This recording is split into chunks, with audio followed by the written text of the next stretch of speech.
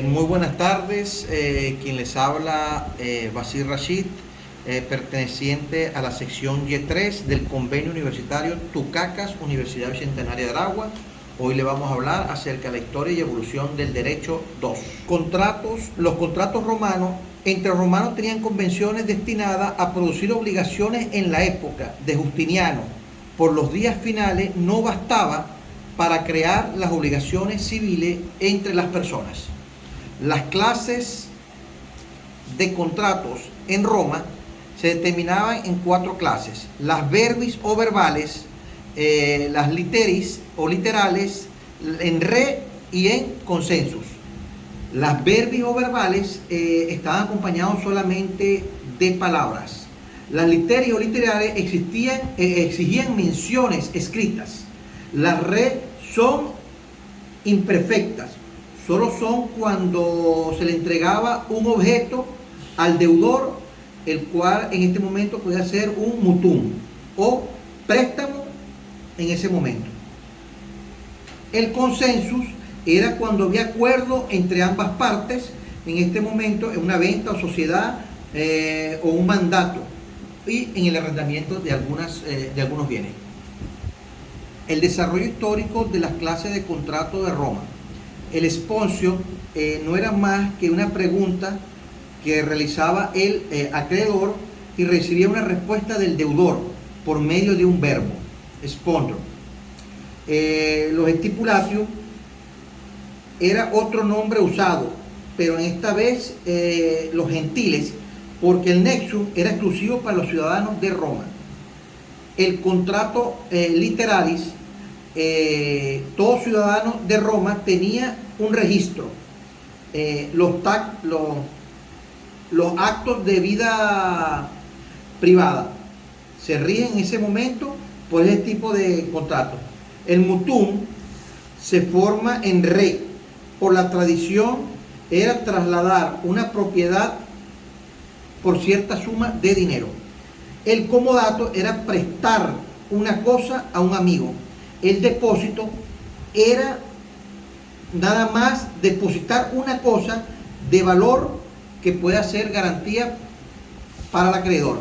El pignus era un contrato de prendas. Los contratos consensuales es la más antigua de las cuatro operaciones. Conocida en ese momento, como no existía acuñamiento de monedas, usaban este procedimiento.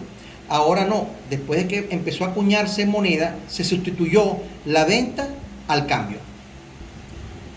Otras convenciones sancionadas, en el derecho romano consideraba obligatoria otras convenciones, unas por el derecho civil, como es la paeta adjeta, y otra por el derecho pretoriano, que era nada más que el pacto constituto, que se caracterizaba por tener hipotecas y juramentos acerca de los bienes que iban a ser negociados. Principales divisiones de los contratos: contrato de derecho escrito, contrato de buena fe, contrato unilateral, contrato sinagarmático y su división, perfecto e imperfecto. El contrato de derecho escrito, como lo habíamos comentado anteriormente, era el derecho romano primitivo que revela los caracteres fuertes y religiosos. En este momento se usaba todo por escrito. El contrato de buena fe, en este tipo de contratos, todos debían arreglar de acuerdo a la equidad, y las sanciones eran para ambas partes si había alguna irregularidad. El contrato unilateral era dirigido solo para uno de los contratantes.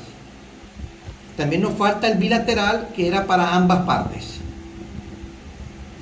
Por lo último, el contrato sinagamático, que era la división de perfecto e imperfecto. En el perfecto, ambas partes estaban obligadas a cumplir en conformidad a lo escrito en el contrato, mientras que en el imperfecto, en esto no hay obligación nacida en el mismo instante de establecido el contrato.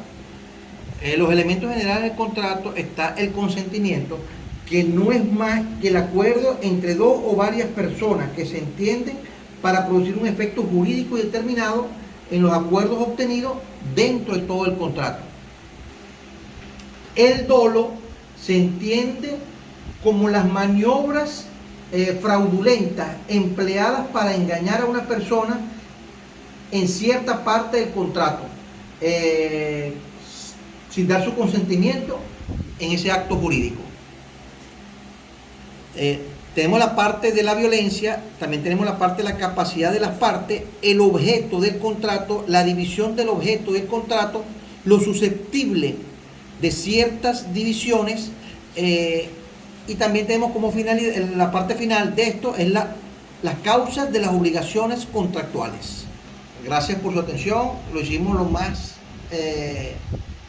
corto posible.